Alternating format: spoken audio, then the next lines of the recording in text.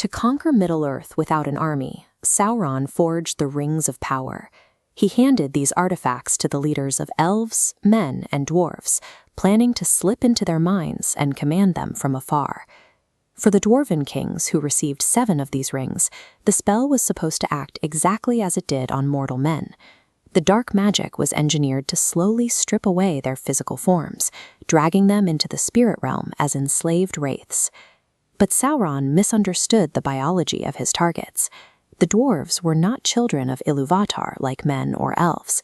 Instead, they were sculpted directly from the earth by the smith god Aule, designed with an immense, stubborn resilience. This diagram shows exactly how the subjugation spell failed.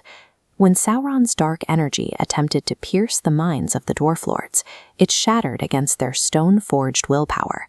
They refused to fade into the spirit realm, and their minds remained entirely their own.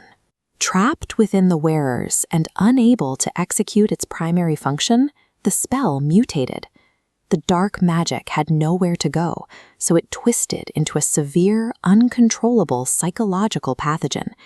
Instead of forcing external control, the rings began amplifying a trait already present within the dwarven psyche, a deep, inherent lust for gold and precious metals.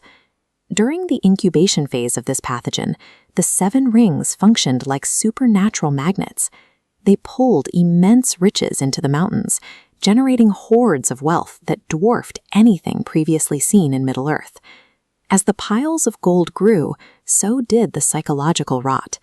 This condition, known as dragon sickness, caused the rulers to become deeply paranoid.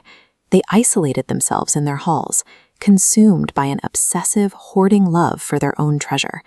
The kings slowly lost their minds to greed. Yet the true threat was external.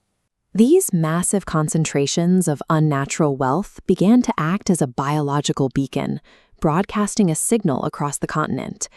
Deep in the north, the great fire drakes caught the scent of the 7 hordes, snapping awake. The immense dragons migrated south, drawn directly by the gravitational pull of the dwarves' cursed riches. The ensuing attacks were devastating. The great serpents descended on the legendary dwarven halls, massacring the inhabitants and melting their grand stone kingdoms into burning ruins. We track the survival rate of Sauron's magical assets using this visual ledger, displaying the original 7 gold rings. When the dragons attacked, the immense heat of their fire was so intense that 4 rings were completely consumed, wiped off the map entirely. Sauron had tried to enslave the dwarves. Instead, he inadvertently engineered a biological weapon. The rings summoned apex predators to physically annihilate the dwarven civilization for him. Of the 3 rings that survived the dragons, the most significant was the Ring of Thror. This was the first of the 7 ever forged, and it remained tightly held by the House of Durin. Under its influence, King Thror amassed a staggering hoard inside the lonely mountain, Erebor. His overwhelming obsession with the gold ultimately drew the dragon Smaug, resulting in the slaughter of his people and the loss of the mountain. Thror's son, Thrain, inherited the ring. Exiled and destitute, the magical band constantly whispered promises of lost gold into his mind, driving him to madness as he wandered the wilderness.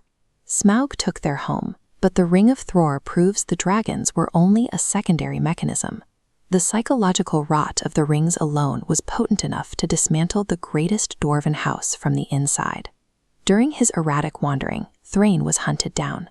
He was captured and dragged into the pitch-black, suffocating dungeons of the fortress Dol Guldur. His captor was a dark entity known as the Necromancer. In reality, this was Sauron, quietly regaining his strength and spending centuries meticulously tracking down the 3 surviving dwarven ranks.